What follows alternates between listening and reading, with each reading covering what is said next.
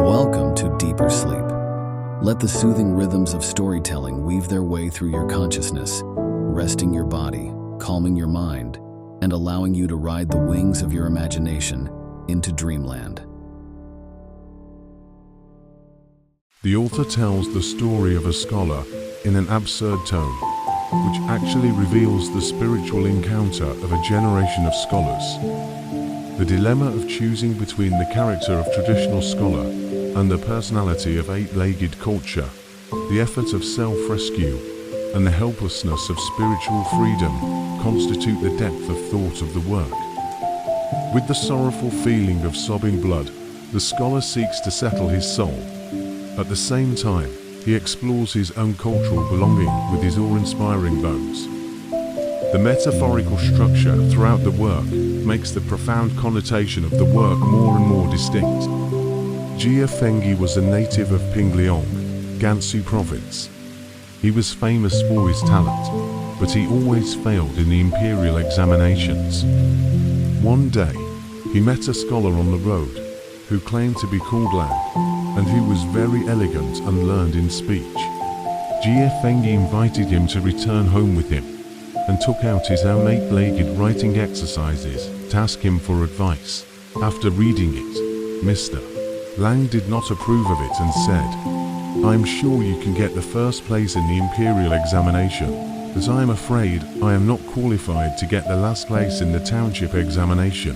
Jia Fengyi said, "What should I do then?" Mr. Lang said, "It is difficult to climb up the ladder of the world by tiptoeing on your head. But it is much easier to stoop down on your head. And you don't need me to tell you that."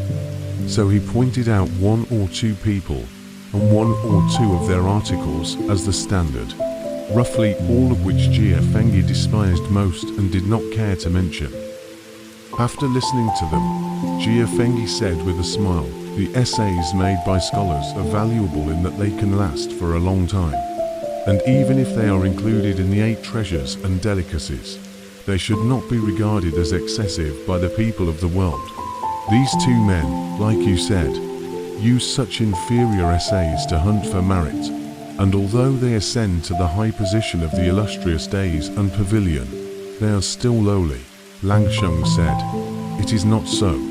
There are people who write good essays, but cannot circulate them because of his lowly position.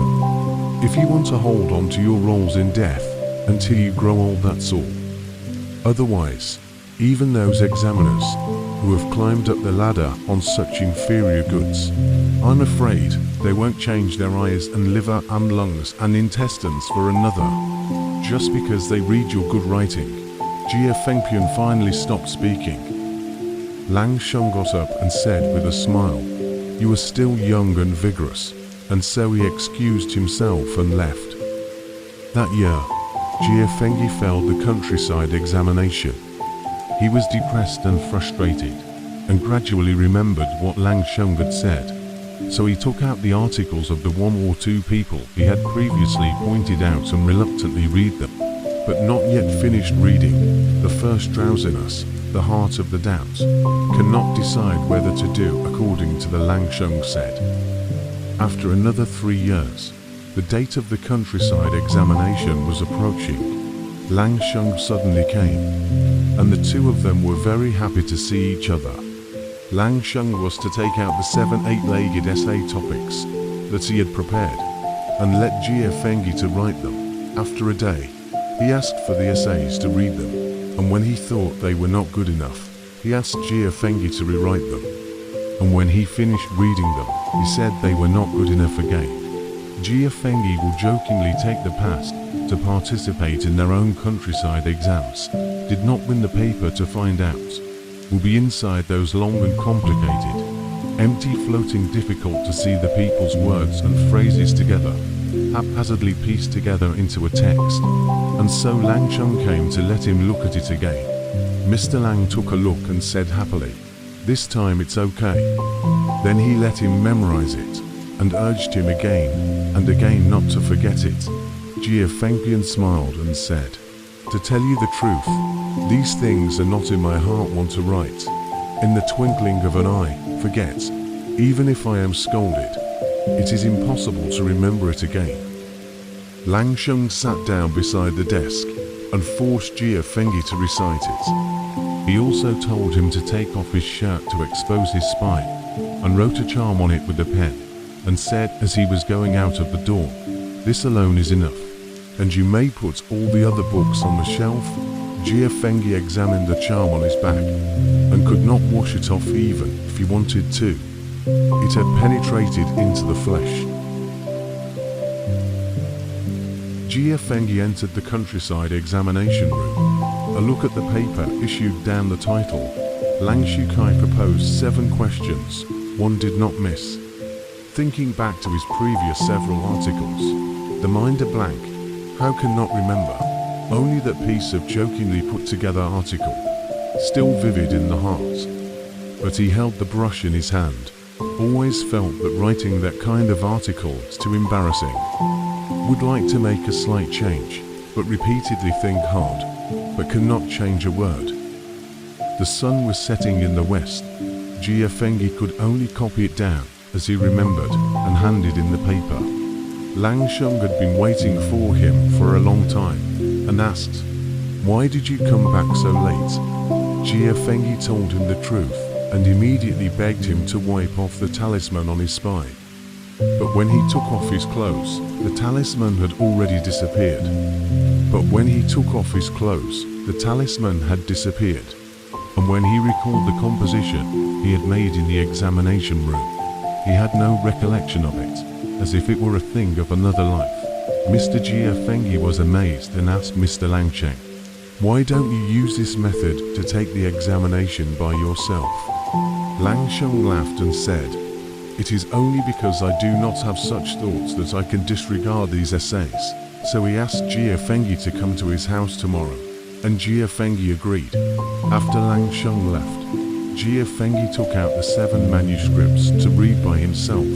Is not the original intention, unhappy, and no longer fulfill the appointment to visit Lang Sheng, and then returned home in despair. After a short while, the countryside examination list was released. Jia Fengyi actually ranked in the top 3 to 5. He read the 7 old manuscripts, really read a sweat, read to the end. Several layers of clothing all wet. He said to himself, such an article published. How to have the face to see the world's readers.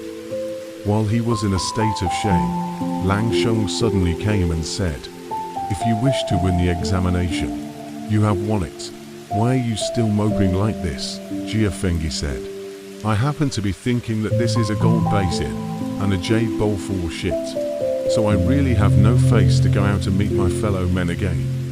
I am going to leave home and live in seclusion in the mountains and forests, and be cut off from the world forever," Lang Sheng said. "This is a very clever thing to do, but I am afraid you can't do it. If you can do it, I will be able to introduce you to someone who can learn to live forever, and along with 1,000 years of fame, it is not worthwhile to stay. Not to mention the riches and honor that come to you unintentionally." When Jia Fengyi heard this, he was so pleased that he left him to sleep with him, saying, "Allow me to think about this again." When morning came, Jia Fengpian said to Lang Sheng, "My mind is made up." Without telling his wife and children, he left home. The 2 of them gradually entered the mountains and arrived at a cave, which had a different world inside. There was an old man sitting in the hall. Lang Sheng called Jia Feng Pheasant over to worship the old man, calling him master. The old man said, "Why are you early?" Lang Sheng said, "He has made up his mind to cultivate the way, and hopes that the master will take him in." The old man said to Jia Fengpian, "Now that you have come, you must put your own body aside altogether, so that you can attain the way." Jia Fengyi politely and repeatedly agreed. Lang Sheng sent him to another courtyard, arranged a place for him to sleep, and brought him cakes to eat before he left. Jia Feng Pheasant saw that the house was also fine and clean. Only there was no door sash on the door, no window panes on the windows, and only a small desk and a bed in it. He took off his shoes and got into bed, and the moonlight was already coming in through the doors and windows. Feeling slightly hungry, he took a pastry and ate it. The flavor of the cake was so sweet, but I was full after eating only a little. Heart secretly think Lang Sheng must still come back, but sat for a long time, but quiet, no sound at all. Only feel the house is filled with fragrance, since the internal organs, also surprisingly clear and transparent, inside the veins can be counted. Suddenly heard a very sharp sound outside the house, like a cat scratching the movement. Jia Fengyi looked out of the window and saw a tiger crouching under the eaves of the house. At first sight of the tiger, he was startled. Then remembering what the master had said, he withdrew his mind and sat there. The tiger seemed to know that there was someone inside, and then entered the house and approached the bed, inhaling vigorously through his nose and sniffing all over Jia Fengyan's feet and legs. Not long after, he heard something chirping and fluttering in the yard, like a chicken being tied up, and the tiger immediately ran out of the house quickly. Jia Fengyi sat for a while. A beautiful woman entered the house. Orchid musk incense on the face. She quietly and silently mounted the bed. Lying on Jia Fengyi ear whispered, "I'm coming." As soon as she spoke, she gave off an aroma of lipstick. Jia Fengyi closed his eyes tightly, not moving at all. The beautiful woman whispered again, sleeping. The voice was very much like his wife. Jia Fengyi's heart moved slightly, but then he thought, this is all just an illusion that master played to test me. Still with his eyes closed, the beautiful woman smiled and said, "The mouse moved." In the beginning, Jia Fengyi husband and wife and the maid live in the same house, making love for fear of the maid to hear. So they made a secret promise behind their back saying, "Just say the mouse is moving and start making out." Now Jia Fengyi suddenly heard these words, "Do not feel greatly moved," opened his eyes to take a closer look. Really his wife undoubtedly. So he asked her, "How did you come here?" Wife replied, "Lang Chu Kai, afraid of your own loneliness, want to go home. Sent an old woman to lead me here." Between words, the two nestled together. His wife was very resentful that he had left home without saying a word.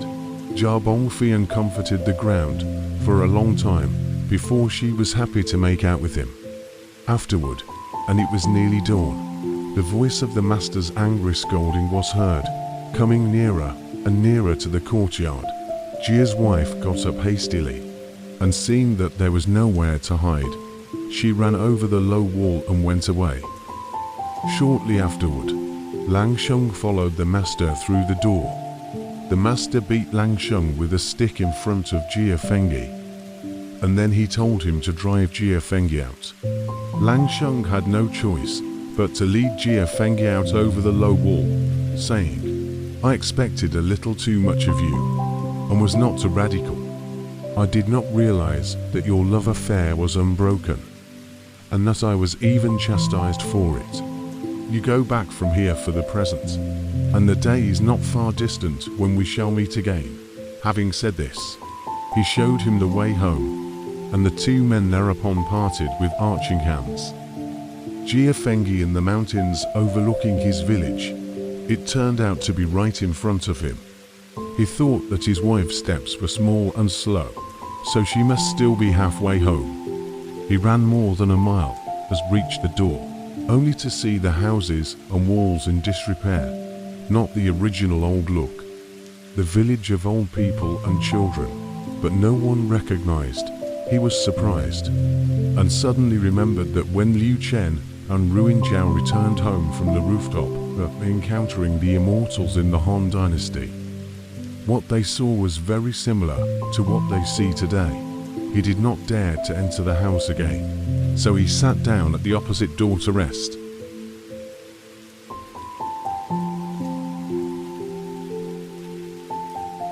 After a long time, an old man came out of it dragging a walking stick. Jia Fengyi bowed to him and asked, "Where is Jia Fengzi's house?" The old man pointed to Jia's house and said, "This is it. Could it be that you are asking about that strange incident? I know all about it. It is said that this Lord Jia fled when he heard that he had been successful in the examination. When he left, his son was only 7 or 8 years old. And then when he was 14 or 15 years old, Mrs. Jia suddenly fell asleep again.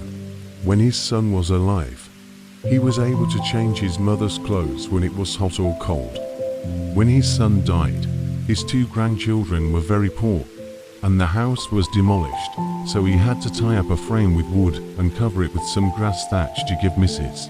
Jia a shelter from the wind and rain. A month ago, Mrs. Jia suddenly woke up and counted it has been more than 100 years. People from near and far have heard of this strange event and have come to visit and watch. But in recent days, there have been fewer people. Jia Fengyi heard the sudden realization and said, "The old man does not know. Jia Fengyi is me." The old man was shocked and hurriedly went to tell the people of the Jia family. At this time, Jia Fengzi's eldest grandson had died long ago. His second grandson, Jia Xiong, had also reached his 50s. The grandson thought him young-looking and suspected that he was posing in disguise. It was not long before Lady Jia came out and recognized him. She burst into tears and called him piece by piece into the house. Husband and wife suffer no house, had to temporarily into the grandson's house. A moment of men and women, young and old, ran to fill a house. Our Jia Fengzi's great-grandson, the great-grandchildren generation, most of the vulgarity and ignorance. The eldest grandson's daughter-in-law, Wu, bought wine and prepared a light meal to entertain them. She also asked her youngest son, Jia Gao, and his daughter-in-law to share a room with her, and cleaned out the house for her grandparents. Jia Fengyi lived in the house prepared for him. Inside, the smell of smoke and fire plus the smell of children's urine. It is really unpleasant.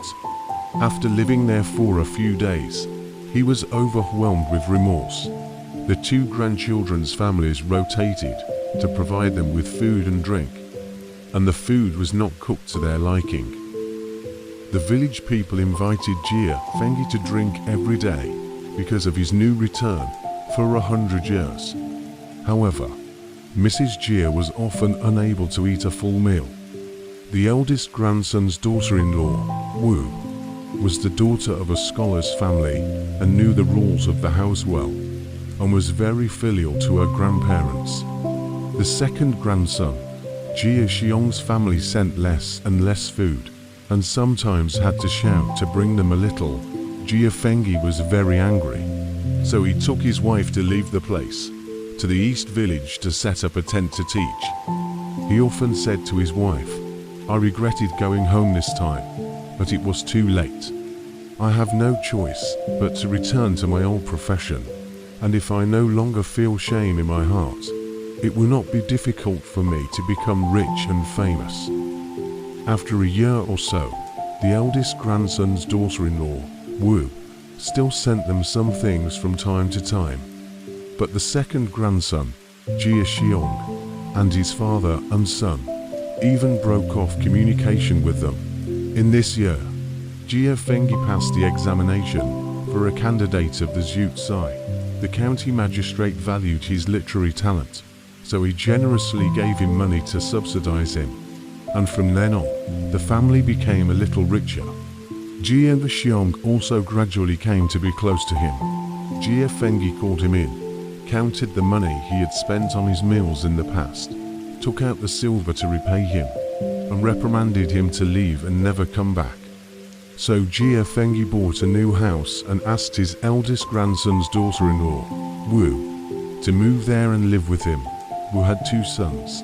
The eldest one stayed at home to keep his old profession, while the youngest one, Jia Gaoliong, was very smart. So Jia Fengyi asked him to study with his students.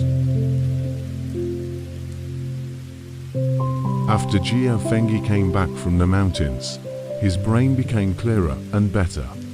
Soon, He took the countryside examination, the examination for successive successes, and became a Jinshi. After a few more years, Jia Fengyi toured Zhejiang with the title of the Royal Inspector. He was very famous, and his house was full of songs and dances.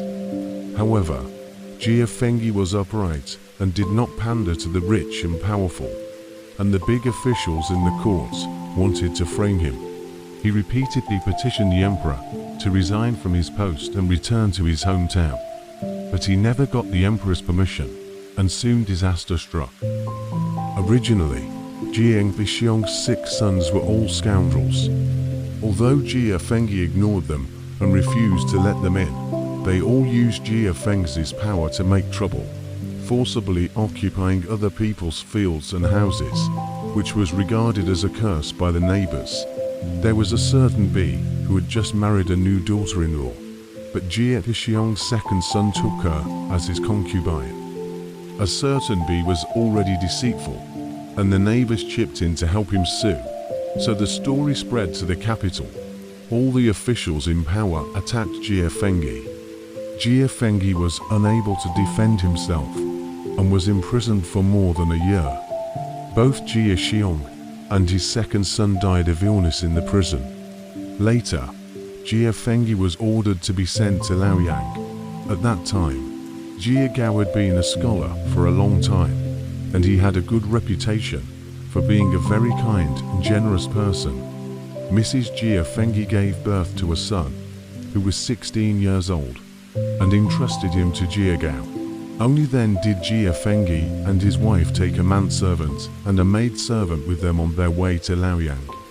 Jia Fengyi said, "These 10 years of wealth and honor are not as long as a dream.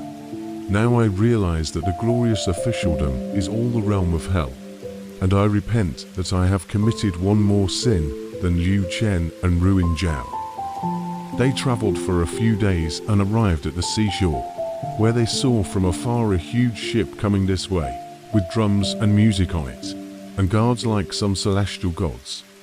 When the great ship approached the shore, a man came out of it, and smilingly invited Jia Imperial Historian to come aboard for a rest.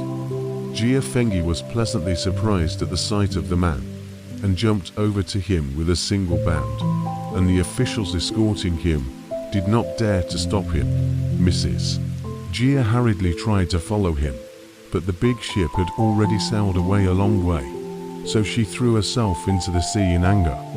Only after drifting a few steps, I saw a man from the boat hanging down a white satin to rescue her to the boat and go.